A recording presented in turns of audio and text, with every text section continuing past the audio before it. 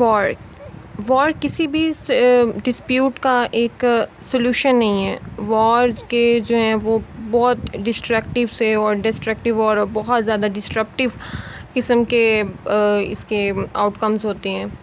یعنی وار جو ہے اگر ہم انٹرنیشنل ریلیشن میں اگر اس کو دیکھیں تو سب سے لاسٹ نمبر پہ جو آپشن رہ جاتا ہے نا وہ وار کا ہوتا ہے. یعنی کہ پہلے آپ ڈپلومیسی کے ذریعے سے اپنی پرابلمس کو ایشوز کو سولو کرنے کی کوشش کرتے ہیں, دین آپ انٹرنیشنل لیول پہ اس کو لے کے جاتے ہیں. جیسے کشمیر کا ایشو ہم ڈپلومیسی کے ذریعے نہیں سولو کر پا رہے, اور کیونکہ انڈیا اس کے لیے تیار نہیں ہے, اور اس وجہ سے اب ہم اس کو انٹرنیشنل لیول پہ ہائی لائٹ کر رہے ہیں.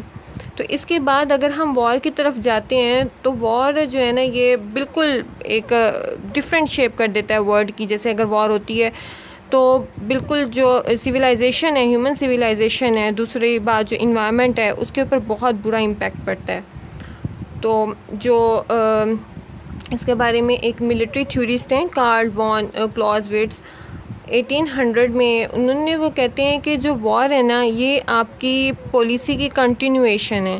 یعنی کہ وہ کہتے ہیں کہ وار بالکل انیویٹیبل ہے. اگر آپ اس کو ماڈرن پالیسی میں دیکھتے ہیں, اگر آپ کو اپنے کوئی بھی اسٹریٹجک گولز اٹین کرنے ہیں, ان کو اچیو کرنا ہے, تو پھر وار جو ہے نا یہ بالکل انڈسپینسیبل ہے. لیکن ہمیں ہمیشہ وار کے لیے نہیں جانا چاہیے. ہمیں پہلے جو اچھے مینز ہیں جیسے ڈپلومیسی ہے تو اس کے لیے ہمیں کوشش لازمی کرنی چاہیے.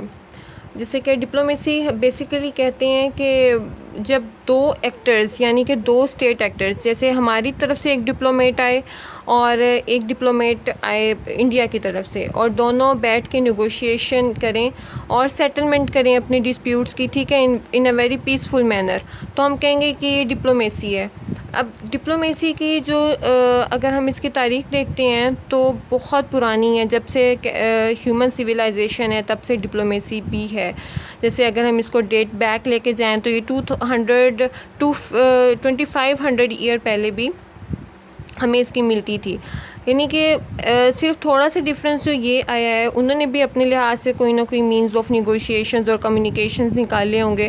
لیکن ہمارے اب کیونکہ ایڈوانس اور ماڈرن ڈپلومیسی آ گئی ہے تو ہمارے یہاں اب ایمبیسیز ہوتی ہیں, کچھ انٹرنیشنل لاز بن گئے ہیں, اور کچھ پروفیشنل ڈپلومیٹک سروسز ہیں. تو ڈپلومیسی کو ہم اکثر کر دیتے ہیں, اس کو منگل کر دیتے ہیں کہ یہ فورن پالیسی ہے, لیکن دونوں بہت ڈفرینٹ چیزیں ہیں. جو فورن پالیسی ہوتی ہے نا وہ ہم جیسے کہ ہم پاکستان کی فورن پالیسی جب اس کو لے آؤٹ کرتے ہیں اس کا, تو ہم اپنے نیشنل انٹرسٹ کو سامنے رکھتے ہیں, ٹھیک ہے, نیشنل انٹرسٹ کو سامنے رکھتے ہیں. اور بھی بہت سارے فیکٹرز ہوتے ہیں فورن پالیسی بناتے ہوئے, ہم لوگوں کے سینٹیمنٹس کو بھی سامنے رکھتے ہیں. جیسے فار ایگزامپل کہ اب اسرائیل ہے, ہم اسرائیل کو ایکسیپٹ نہیں کرتے, یہ ہماری فورن پالیسی کا حصہ ہے, اور اس وجہ سے بھی نہیں کرتے کیونکہ یہ ہمارے سینٹیمنٹس ہیں, یہ ہمارے لوگوں کے سینٹیمنٹس ہیں کہ ہم تو ایک خود انٹرنل وار جیسا ماحول کریٹ کر دیں گے اگر ہم اسرائیل کو ایکسیپٹ کرتے ہیں. تو خیر ہم دیکھتے ہیں کہ یہ جو فورن پالیسی ہوتی ہے نا, اصل میں اس کے دو بیسک انگریڈینٹس ہوتے ہیں. ایک ہوتا ہے اس کے ایکشنز, اور دوسرا ہوتے ہیں کہ اسٹریٹجیز, مطلب کہ ہم نے کس طرح سے گول کو اچیو کرنا ہے, اس کے لیے ہم کچھ اسٹریٹجیز بناتے ہیں.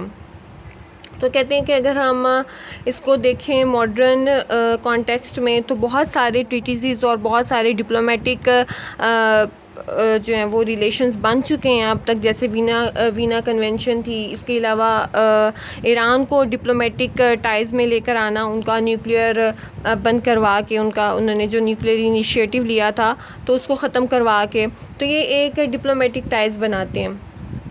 اچھا, ڈپلومیسی میں یہ ضروری نہیں ہے کہ صرف اسٹیٹ ایکٹرز ہی ہوں کہ لیکن اس میں نان اسٹیٹ ایکٹرز بھی ہو سکتے ہیں. جیسے اس میں یونائٹڈ نیشنز ہو سکتی ہے, اس میں یورپی یونینز ہو سکتے ہیں, اور بھی دوسرے جو انٹرنیشنل نان گورنمنٹل آرگنائزیشنز ہیں وہ اس میں انوالو ہو سکتے ہیں, ٹھیک ہے. اب ہم دیکھتے ہیں کہ جو وار ہے نا وہ تو ہم اس کے بارے میں تو ہم بہت سنتے ہیں نا کہ وار, کیونکہ وہ یوبیکیوٹس ہے, تو مطلب تاریخ میں بھی اگر ہم دیکھیں تو وارز ہمیں سب سے زیادہ ملتی ہیں, اور ڈپلومیٹک ٹائز اور ریلیشنز اور ان کے ذریعے سے اپنے ڈسپیوٹس کو سولو کرنا وہ ہمیں سب سے کم ملتا ہے. لیکن اب ہم دیکھتے ہیں کہ اس میں ہم کس طرح سے, جیسے انہوں نے اب جو سب سے ایک اہم کام کیا ہے ڈپلومیسی کے تھرو وہ تھا NPT یعنی کہ نان پرولیفریشن آف ویپنز، جو نیوکلیئر ویپنز انہوں نے بنائی ڈپلومیٹی کی، سب سے میں کہتی ہوں کہ وہ ایک ماول پروگریس ہے. جیسے کہ جب شروعات کرتے ہیں کہ ہمارے جب ہوا ورلڈ وار 2 ہوئی، تو ورلڈ وار 2 کے ایٹ دا اینڈ جب ہوا اس کا ورلڈ وار 2 کا، وہ ایکچولی ہوا تھا جب امریکہ نے اٹیک کیا 1945 میں ہیروشیما ناگاساکی پہ. That was disaster. مطلب اتنا بڑا اٹیک ایک دفعہ اس نے اور وہ بھی 3 دن کے انٹرول کے ساتھ، یعنی پہلے اس نے اٹیک کیا ہیروشیما پہ اینڈ دین اس نے اٹیک کیا آفٹر 3 days 9 اگست کو اٹیک کر دیا اس نے ناگاساکی پہ. تو اس میں جو پورا کا پورا ان کا انفراسٹرکچر تھا وہ سب ہل گیا، اور ڈیتھس کا آلموسٹ کہتے ہیں کہ 15 لاکھ سے لے کے کچھ اراؤنڈ اباؤٹ 1,50,000 سے لے کے سم تھنگ اباؤٹ 2,50,000 تک کچھ ڈیتھس کاؤنٹ کی جاتی ہیں. لیکن مائٹ بھی پاسبل کہ اس سے بہت زیادہ ڈیتھس ہوئی ہوں، کیونکہ ان کو انفراسٹرکچر کا بھی بہت زیادہ نقصان ہوا، ان کی ڈیولپمنٹ ایک طرح سے بالکل وہ رک گئے. تو اس کے علاوہ کیونکہ اس وقت امریکہ جو تھا ایک نیوکلیئر پاور تھا، but at that time that was the only nuclear power in the world. لیکن اس کے بعد 4 لوگ اور اس میں 4 اسٹیٹس اور شامل ہوئیں، جس میں رشیا نے پہلے سب سے اپنا بام ڈیٹونیشن کی 1949 میں، اس کے بعد یونائٹڈ کنگڈم نے کی 1952 میں، پھر فرانس نے کی 1960 میں، اور پھر چائنا نے کی 1964 میں. اب اس طرح کی جو یہ پرولیفریشن ہوتی ہوئی ویپنز کی، یہ ایک بہت بڑا خطرہ تھا. جیسے کہ اب دیکھیں کہ اپنے انٹرسٹ کے لیے جاپان کے اوپر اٹیک کر دیا US نے، تو ہم کیسے یہ بلیو کر سکتے ہیں کسی بھی دوسری نیشن کو دیکھتے ہوئے کہ وہ اپنے نیشنل انٹرسٹ کو نظر میں رکھتے ہوئے وہ اٹیک نہیں کریں گے. تو اس طرح سے اس کو روکنا بہت زیادہ ضروری تھا کہ ہمیں ایک ایسا انہوں نے کہا کہ انیشیٹو لینا چاہیے، ایک ایسی ٹریٹیز بنانی چاہیے جس میں ایٹ لیسٹ ہم باؤنڈ کر دیں لوگوں کو، ہم اسٹیٹس کو باؤنڈ کر دیں کہ وہ مزید جو ہیں اس کے اوپر کام نہیں کریں گے، اپنے نیوکلیئر بام کے اوپر کام نہیں کریں گے. وہ نیوکلیئر بام کو وہ اپنی نیوکلیئر ٹیکنالوجی جو ہیں اس کو وہ اپنے سویلین پرپزز کے لیے تو استعمال کر سکتے ہیں، جیسے کہ ٹیکنالوجی پرپزز کے لیے، انرجی کے لیے، تو اس کے لیے یوز کر سکتے ہیں، لیکن not for the military use کے لیے وہ نہیں کر سکتے. تو اس میں دیکھتے ہیں کہ جب یونائٹڈ نیشنز بنا، ایک ہم ابھی تاریخ میں ہی ہیں، تو جب یونائٹڈ نیشنز بنتا ہے 1945 میں بنتا ہے. ٹھیک ہے، اصل میں یہ ہوتا ہی ہے کیونکہ 1940s میں آپ کو پتہ ہے 1939 میں سیکنڈ ورلڈ وار شروع ہوتی ہے، جب جاپان پولینڈ پہ اٹیک کرتا ہے. تو پھر اس وقت جو امریکہ ہوتا ہے نا، وہ بالکل ایک آئسولیشن میں ہوتا ہے. مطلب اس کو لگ رہا ہوتا ہے کہ وہ کبھی بھی وہ اس وار کا حصہ نہیں بننا چاہ رہا ہوتا. تو جاپان پھر اٹیک کرتا ہے اس کے پرل ہاربر پہ، اور اس پہ بہت زیادہ ان کو پھر دھچکا لگتا ہے. تو دین وہ اٹیک کرتے ہیں، ریٹیلیشن اٹیک کرتے ہیں پھر وہ. تو اس میں دیکھتے ہیں کہ پھر جب وار ختم ہوتی ہے سیکنڈ ورلڈ وار کے بعد بھی، تو کنڈیشنز اتنے اچھے نہیں رہتے، کیونکہ اس وقت 2 پاورز ابھرتی ہیں دنیا کے نقشے پہ. ایک طرف ہوتا ہے سوویت یونین، جسے آج کل ہم رشیا کہتے ہیں، اور ایک ہوتا ہے USA. ٹھیک ہے، اب دونوں نیوکلیئر پاورز ہوتی ہیں، کیونکہ 49 میں سوویت یونین نے بھی اپنا نیوکلیئر بام ڈیٹونیٹ کر لیا ہوتا ہے، اور ایک طرف ہوتی ہے USA. اب دونوں کے درمیان میں ایک مسٹرسٹ کا کلائمیٹ پیدا ہو جاتا ہے. ٹھیک ہے، پہلے وہ دونوں کہتے ہیں کہ ٹھیک ہے اب ہم مزید ٹیسٹنگ نہیں کریں گے اگر ہم نیوکلیئر بام بنا رہے ہیں، کیونکہ ایک ٹیسٹ کرنے سے آپ کے جو انوائرمنٹ پہ ڈیواسٹیٹنگ افیکٹس پڑتے ہیں. ٹھیک ہے، بہت ہی برا امپیکٹ پڑتا ہے. آپ سیورل ہنڈریڈز آف کلومیٹرز تک جو ہے نا اس کے وہ ریڈیشنز پھیل جاتے ہیں، اور وہ انوائرمنٹ جو ہے وہ ہیومن کے لیے رہنے کے قابل نہیں رہتا پھر. تو اس وجہ سے 61 میں پھر ان میں مسٹرسٹ بہت زیادہ ہو جاتا ہے. تو وہ پھر دوبارہ سے ٹیسٹنگ ان کی ریزیوم ہو جاتی ہے. 62 میں رشیا کیا کرتا ہے، رشیا 62 میں کیوبا میں اپنے میزائل جو ہوتے ہیں اور اپنی آرمی جو ہوتا ہے اس کو ڈپلوائے کر دیتا ہے، ٹھیک ہے. اور ساتھ ہی ساتھ اس کے ساتھ ہی ایک چھوٹا سا آئیلینڈ ہوتا ہے، کیریبین آئیلینڈ. وہ جو کیریبین آئیلینڈ ہے نا، وہ امریکہ کے ساؤدرن کوسٹ کو لگ رہا ہوتا ہے، یعنی کہ امریکہ کے ایک ساؤدرن کوسٹ سے راؤنڈ اباؤٹ کوئی 150 کلومیٹر اوے ہوتا ہے. تو اب امریکہ کو بڑا خطرہ لگتا ہے، وہ کہتا ہے یہ تو مطلب خطرے کی بات ہے کہ اس نے جو ڈپلائمنٹ کی ہے اپنی فورسز کی اور اپنے ویپنز کی، تو وہ بالکل ہیوی، بالکل 150 کلومیٹر کے فاصلے پر. تو اگر وہ وہاں سے بوم چلاتا ہے تو امریکہ کے لیے تو بہت خطرہ بن جائے گا وہ.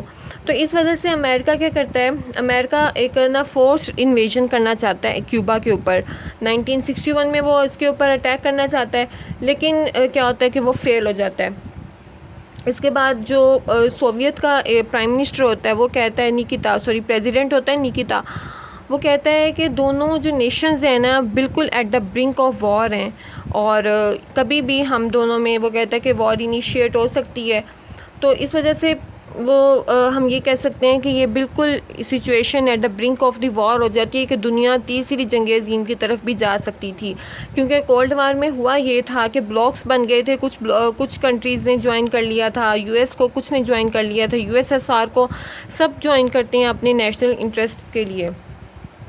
تو اس وجہ سے وہ وار بھی بہت زیادہ ڈیواسٹیٹنگ رہنی تھی. تو اس وجہ سے انہوں نے کیا کیا کہ پھر وہ ایک اچھا جو انہوں نے اپنایا چیز وہ تھی ڈپلومیسی. انہوں نے ڈپلومیسی نیگوشیشنز کی ہے، ٹھیک ہے، وہ ایک ٹیبل ٹاک کی انہوں نے، اور دونوں نے ٹیبل ٹاک کی. اور اس وجہ سے اس کے بعد کیا ہوا کہ انہوں نے جو اپنا نیگوشیشن کہہ لو کہ سگنیٹریز تھیں، انہوں نے جو ویریفیکیشن اپنا کیا، سائن کیا، اس کو ایک تو انہوں نے وہاں سے کیوبا سے سوویت یونین نے اپنی فورسز نکالے، اور کچھ فورسز یو ایس نے ٹرکی اور اٹلی میں ڈپلوائے کیے ہوئے تھے، وہ انہوں نے وہاں سے نکالے. تو اس طرح سے یہ بڑا پیس لونگ سا ایک پرنسپل آف ویریفیکیشن انہوں نے سائن کیا. اور پھر اس کے بعد ہم دیکھتے ہیں کہ پھر اس کو انہوں نے مزید بڑھایا، اور 1963 میں انہوں نے ایک P T B T sign کیا، پارشل ٹیسٹ بین ٹریٹی، جس میں انہوں نے کہا کہ صرف آپ انڈر گراؤنڈ ٹیسٹنگ کر سکتے ہیں، آپ اس کو اوپن ایئر میں ٹیسٹنگ نہیں کریں گے.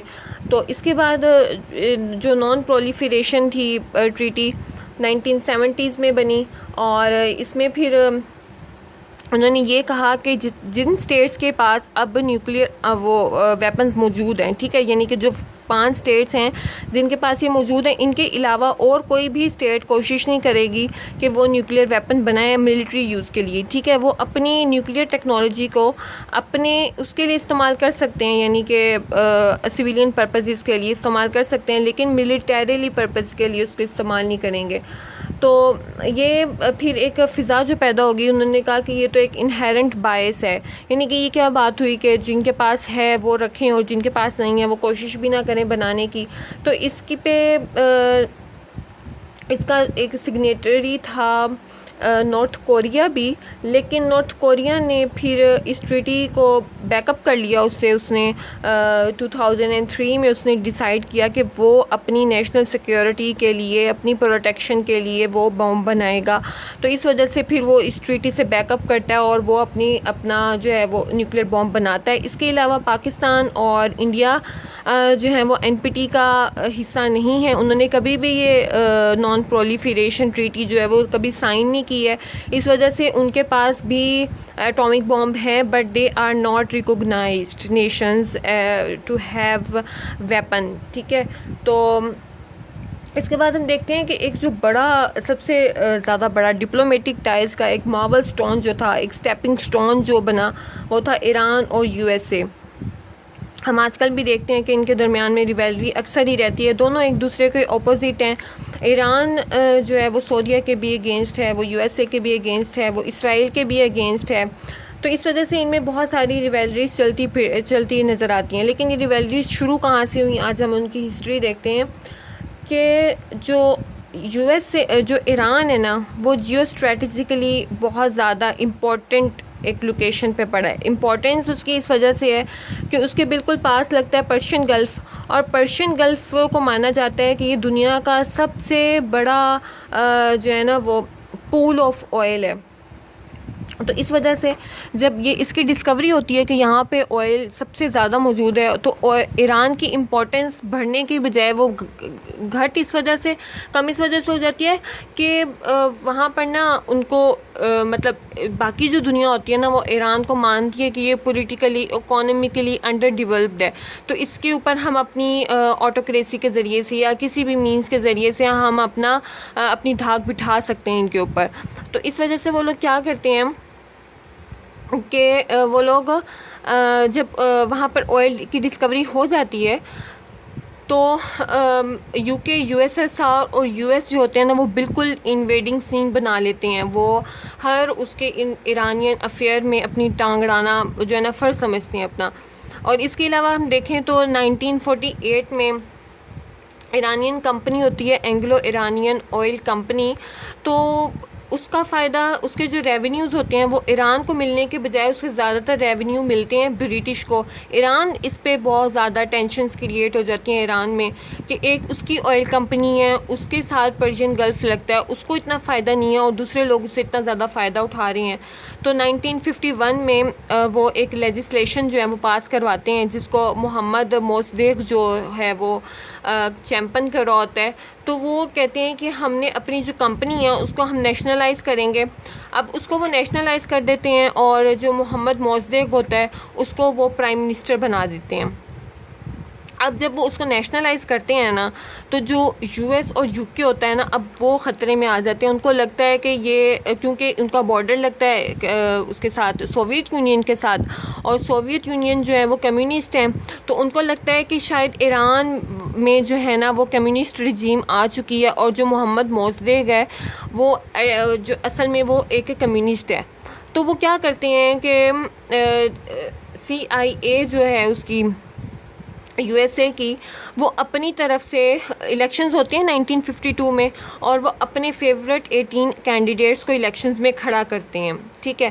اور اپنی مرضی سے وہ پھر شاہ جو ہوتا ہے وہاں پہ ایران کا جو کنگ ہوتا ہے, ایران کا کنگ ہوتا ہے شاہ محمد رضا پہلوی, تو وہ اس کو بالکل اپنے قابو میں کر لیتے ہیں, ٹھیک ہے. اور وہ پھر اس کے رہتے ہوئے شاہ کے رہتے ہوئے وہ جو اس کی رجیم ہوتی ہے اپنا جو اس کا پرائم منسٹر ہوتا ہے اس کو اس کی گورنمنٹ کو وہ اوور تھرو کر دیتے ہیں. حالانکہ آپ دیکھو کہ یہ جو پرائم منسٹر ہوتا ہے محمد موصدیق, یہ ایک ڈیموکریٹک لیڈر ہوتا ہے, ٹھیک ہے, پیپل کی یہ ڈیموکریسی کے تھرو آیا ہوتا ہے. اور یو ایس اے ویسے تو بہت پرچار کرتا ہے کہ وہ ڈیموکریٹک کنٹری ہے اور ڈیموکریسی کو وہ بہت زیادہ پروموٹ کرتا ہے دنیا میں بھی, لیکن یہاں پہ وہ خود اس کی گورنمنٹ کو اوور تھرو کرتا ہے اور شاہ کو جو ہے نا وہاں پہ موسٹ اسٹرانگ بنا دیتا ہے, ایک اتھارٹیرین گورنمنٹ بنا دیتا ہے وہ وہاں پہ اس کو. تو شاہ کے رہتے ہوئے وہ وہاں پہ پھر کیونکہ ان کے اچھے ریلیشنز ہوتے ہیں شاہ اور یو ایس اے کے, تو پھر وہ وہاں پہ آرمز سپلائی بھی کرتا ہے اور ایسے ہی سب کچھ چل رہا ہوتا ہے. 25 ایئرس کا ان کا جو ہے نا یہ الائے یونین چل رہا ہوتا ہے. تو اس کے بعد کیا ہوتا ہے کہ پھر سڈنلی جب شاہ کی گورنمنٹ ختم ہوتی ہے تو شاہ جو ہوتا ہے وہ چلا جاتا ہے وہاں پہ, اس کو کینسر ہوتا ہے اور وہ اپنا ٹریٹمنٹ کروا رہا ہوتا ہے یورپ سے, تو وہ چلا جاتا ہے اور اس کی جاتے ہی پیچھے جو ہے نا وہ ایک طوفان اٹھ کھڑا ہوتا ہے, کیونکہ وہ لوگ چاہ رہے ہوتے ہیں. یہاں پہ ایک بڑا مزے کا قصہ شروع ہوتا ہے کہ ایران ہوسٹیج کرائسس. اب شاہ گیا ہوا ہے وہاں پہ علاج کروانے کے لیے اپنا کینسر کا یورپ میں, نیو یارک میں گیا ہوا علاج کروانے کے لیے. اور پیچھے سے وہ کیا کرتے ہیں کہ ایرانین کیا کرتے ہیں, جو یو ایس کی ایمبیسی ہوتی ہے نا ایران میں وہ موجود ہوتی ہے, اور وہ وہاں پر جاتے ہیں اور اللیگل ہوتا ہے کسی بھی ملک کی ایمبیسی میں, جیسے فار ایگزامپل کہ پاکستان میں یو ایس کی ایمبیسی ہے, ٹھیک ہے, تو وہاں پر آپ بنا ان کی ایمبیسی والوں کی اجازت کے آپ ان کے ایمبیسی میں انٹر نہیں ہو سکتے, یہ اللیگل ہے. اور کیونکہ یہ بالکل ایک جو ہے نا ڈپلومیٹک کسٹم بنا ہوا ہے, آپ اس کو ایک لاء کے طور پہ لے سکتے ہیں. تو وہ کیا کرتے ہیں, وہ بالکل اس کے اگینسٹ کام کرتے ہیں وہ جو ایرانین اسٹوڈنٹس ہوتے ہیں وہ ایمبیسی پہ اٹیک کرتے ہیں اور وہاں پر جو ڈپلومیٹس بیٹھے ہوتے ہیں اور جو پرسنز وغیرہ ان کو وہ وہاں پہ کیپچر کر لیتے ہیں. ٹھیک ہے, اور ڈیمانڈ رکھتے ہیں وہ یو ایس کے سامنے کہ آپ ہمارے شاہ کو چھوڑو کیونکہ ہمیں اس کو ٹرائل پہ لے کے جانا ہے, اور کیونکہ اس نے کچھ جو غلطیاں کی ہیں اور جو کچھ برے کام کیے ہیں, اس نے جو کرائمز کیے ہیں, اس کے لیے اس کو ٹرائل دینا ہی پڑے گا کورٹ میں. ٹھیک ہے, اور دوسری طرف وہ یہ کہتے ہیں کہ اگر آپ اس کو شاہ کو بھیج دیتے ہو تو ہم یہاں سے آپ کے جو ڈپلومیٹس ہیں ہم ان کو یہاں سے فری کر دیں گے. تو لیکن اب یو ایس کو اس بات پہ بڑا غصہ آتا ہے. اب یو ایس دیکھو نا کہ وہ ایک پاورفل اسٹیٹ چل رہی ہے اور اس کو للکار رہا ہے ایران, تو اس کو تو بڑا غصہ آیا. تو انہوں نے کہا کہ انہوں نے یہ چیز ماننے سے انکار کر دیا. انہوں نے کہا کہ جاؤ, ہم نہیں مانتے, کہ ہم نہیں دیتے تو شاہ کو. اس کے بعد انہوں نے کیا کیا کہ یہ اسٹینڈ آف جو تھا وہ تقریباً کوئی 444 days تک رہا, آلموسٹ 2 years تک. آپ کہہ سکتے ہیں کہ آلموسٹ 2 years, 2 years سے کم ہی, لیکن 2 years آلموسٹ ان کا جو تھا وہ اسٹینڈ آف رہا اسی بات کے اوپر. آل دو پھر آؤٹریجز اٹھے, دنیا میں بھی بہت زیادہ آؤٹریجز اٹھے ایران کے اگینسٹ, کیونکہ انہوں نے کہا کہ ایک تو ایران انٹرنیشنل رول ایک توڑا ہے, ڈپلومیسی کا رول, ایک بہترین جو رول بنا ہوا ہے کہ آپ کسی کے ایمبیسی میں جا نہیں سکتے اس کی اجازت کے بنا, اور وہ اس رول کو توڑ ہے. اور اس کے علاوہ یہ کہ دوسرا وہ جو ڈپلومیٹس ہیں ان کی جو وہ پریڈ کروا رہے ہیں اس کو انہوں نے باندھا ہوا ہے. انہوں نے کہا کہ یہ ہیومینیٹیرین جو ہے نا کرائسس ہے ایک طرح کا. آپ اس کو انہوں نے لیا کہ اس کو ہیومینیٹیرین کرائسس میں لیا کہ یہ ہیومینیٹیرین کے لیے تھریٹ ہے ایران جو ہے اس وقت بنا ہوا. خیر انہوں نے اس کو آؤٹریجز کا ایران کے اوپر بھی اتنا کوئی نہیں ہوا. انہوں نے بھی 81 میں اس کو چھوڑا, جا کے 1981 میں ان کو آزاد کیا اس کے ڈپلومیٹس کو. اور لیکن اس کے بعد ہوا یہ کہ ایران اور یونائٹڈ اسٹیٹس کے درمیان جو تعلقات تھے وہ بہت زیادہ خراب ہو گئے. ٹھیک ہے, اس کے بعد وہ کبھی بھی انہوں نے ٹیبل ٹاک نہیں کی انٹل کہ جب نیوکلیئر ایران نے یہ ایمبیشن ظاہر کی کہ وہ بھی نیوکلیئر طاقت بننا چاہتا ہے. مطلب کہ دنیا نے اس کو ایسے پرسیو کیا, لیکن ایران اس کو بعد میں ایسے ڈیفینڈ کر رہا تھا خود کو کہ میرا جو نیوکلیئر پروگرام ہے اصل میں وہ سویلین اور پیسفل پرپزز کے لیے, میرا ایسا کوئی برا ارادہ نہیں ہے. لیکن کیونکہ اس نے پہلے رول کو توڑا تھا اور اس نے ہوسٹیج کر لیا تھا ڈپلومیٹس کو, تو دنیا اس پہ اعتبار کرنے کے لیے بالکل بھی تیار نہیں تھی. ساتھ ہی ساتھ انہوں نے کیا کیا, یو ایس یہاں پہ ایک بہت بڑی گیم کھیلتا ہے. وہ ایک طرف وار آن ٹیرر چلاتا ہے, ایک طرف وہ اٹیک کر دیتا ہے افغانستان کے اوپر, افغانستان جو ہے, اور سیکنڈ وہ اٹیک کر دیتا ہے عراق کے اوپر. اب دونوں جو اسٹیٹس ہیں وہ ایران کے بارڈرز کو ٹچ کرتی ہیں. افغانستان جو ہے وہ لگتا ہے ایران کے ایسٹ کی طرف اور عراق لگتا ہے ایران کے ویسٹ کی طرف. تو ایران کو انٹرنل پریشر بہت زیادہ پڑ جاتا ہے اس کے لیڈرز کی طرف سے کہ وہ اپنے اکارڈ کو ری سیٹ کریں, کہ وہ اس طرح کی طرف نہیں آئیں گے کہ وہ نیوکلیئر کو ڈیٹونیٹ کریں. ٹھیک ہے, تو یہاں پر آ کے جو بہترین ایک ہم اس کو انکیپسولیٹ کر سکتے ہیں کہ پریزیڈنٹ جو جارج ڈبلیو بش ہوتا ہے وہ اس وقت آ کے کہتا ہے کہ ہمارے جتنے بھی آپشنز ہیں, کہ ہماری جو بہترین چیز جو ہم کر سکتے ہیں ایران کے ساتھ وہ یہ ہے کہ ہم ٹیبل ٹاک کریں ان کے ساتھ, اور ہمارے تمام جو all the options are on the table. ٹھیک ہے, وہ کہتا ہے ایک ڈاکیومنٹ, آفیشیل ڈاکیومنٹ پاس ہوتا ہے اور وہ اس میں کہتا ہے کہ ایران جو ہے نا وہ اسپانسر کرتا ہے ٹیررزم کو, نمبر 1. اس سے اسرائیل کو بہت زیادہ خطرہ ہے, نمبر 2. نمبر 3 وہ کہتا ہے کہ اس سے مڈل ایسٹ کے پیس کو بہت زیادہ خطرہ ہے.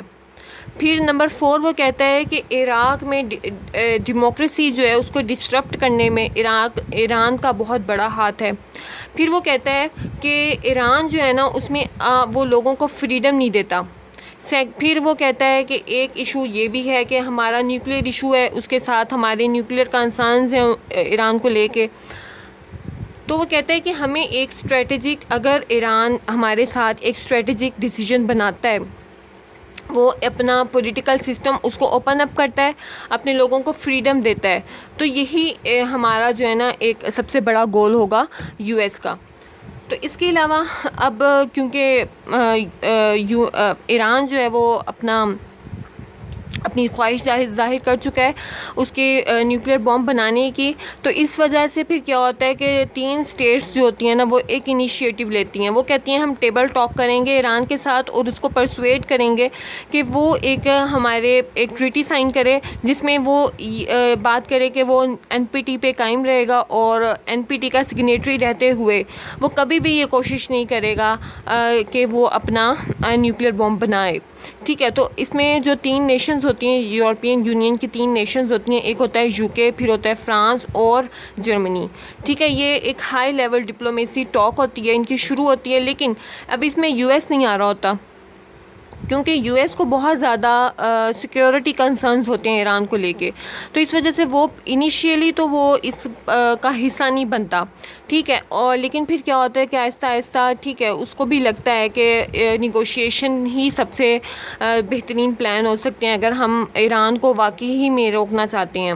تو اس کے علاوہ پھر US جو ہے وہ جوائن کرتا ہے اس ٹاک کو. اب 4 ممبر ہو گئے ٹیبل ٹاک کرنے کے لیے ایران کے ساتھ, اور اس کے بعد 2006 میں چائنا اور رشیا بھی جوائن کر لیتے ہیں. تو اس وجہ سے اس طرح سے ہم دیکھتے ہیں کہ یہ ایک ٹرولی انٹرنیشنل ڈپلومیٹک افیئر بن جاتا ہے. ٹھیک ہے, اور 2015 جولائی میں یہ ایگریمنٹ سائن ہوتا ہے جس میں ایران یہ مانتا ہے کہ وہ اپنا جو اس کی ایمبیشن ہے نیوکلیر بنانے کی وہ اس سے وڈرا کرتا ہے. ٹھیک ہے, وہ اپنی بات کو واپس لیتا ہے, اور جو US ہے وہ یہ پلیج کرتا ہے کہ جتنے بھی سینکشنز اس نے لگائے ہیں ایران کے اوپر اکانومیکلی یا ٹریڈ کے لحاظ سے کہ ایران کسی کے ساتھ ٹریڈ نہیں کر سکتا یا کوئی ایران کے ساتھ ٹریڈ نہیں کر سکتا, تو وہ کہتے ہیں کہ یہ ہم اس کو بالکل ختم کر دیتے ہیں, ان سینکشنز کو ہم ہٹا لیتے ہیں. اور اس کے علاوہ جو ملٹری تھریٹ ہے US کی طرف سے ایران کو, تو ہم وہ والا تھریٹ بھی ختم کر دیتے ہیں. تو دیکھو کہ اس طرح سے ڈپلومیسی کے تھرو